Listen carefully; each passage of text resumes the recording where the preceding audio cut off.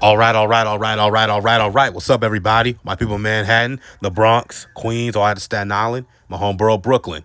Back at it with another video. This is going to be another entry to the Greatest of All Time series.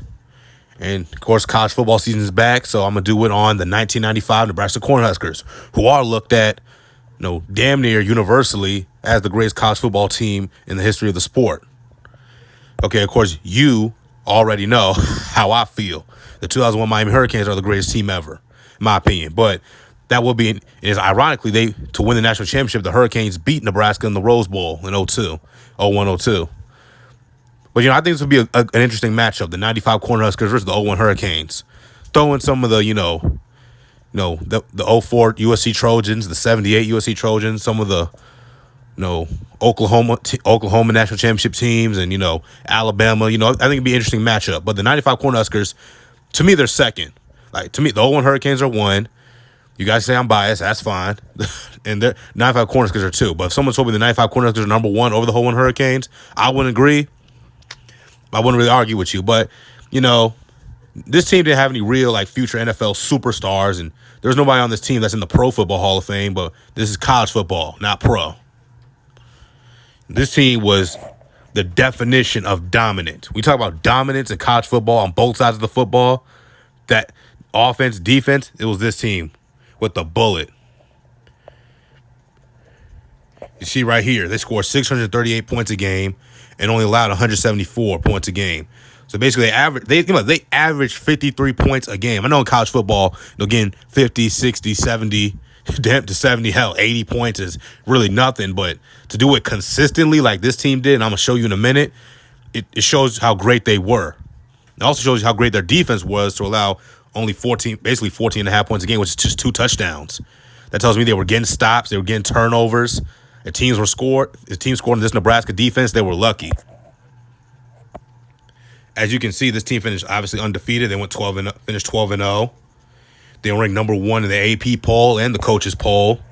But look at this. Oklahoma State, 64. They put up 64 points. Michigan State, they put up 50. Arizona State, they put up 77.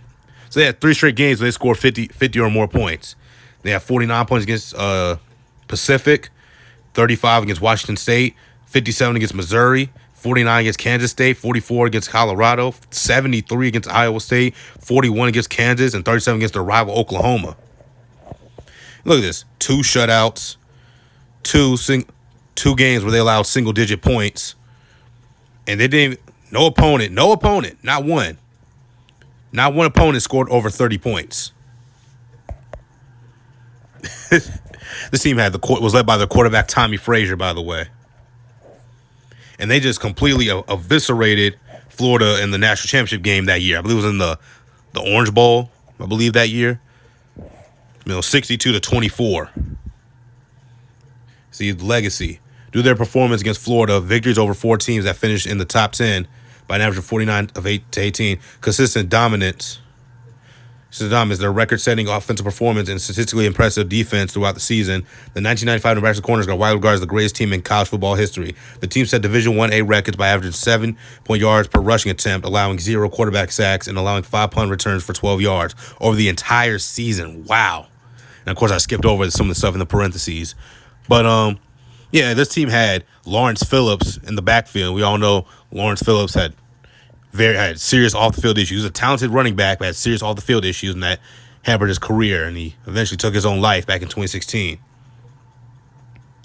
The Cornhuskers were average margin of victory was over 38 points, the largest of any Division I team since World War II, despite regularly resting starters after halftime. Analysts often make comparisons with other recently high-regarded champions, such as the 01 Hurricanes and the 04 Trojans. Hey, man, what I tell you? In the modern history of college football, whatever you consider the modern era the greatest teams ever are looked at almost universally as the 95 Huskers, the 01 Canes, or the 04 Trojans, man. And that's just the truth.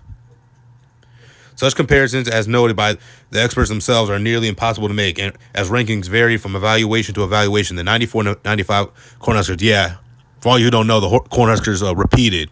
This 95 season was a repeat championship season for them. They won in 94 over my Hurricanes, unfortunately. Warren Sapp and everybody. I see their diamonds against Oklahoma State University. But, and they're just running. They just ran through the Florida Gators, who went on to win the national championship the next year, 96, I believe, in the Fiesta Bowl. But, what do you guys think? Are the 04 USC Trojans the greatest college football team of all time? If not, who? Tell me down below. Like I said, I already said the 01 Hurricanes are the greatest team ever for me. 01 Miami, 95 Nebraska. That's 1 and 2.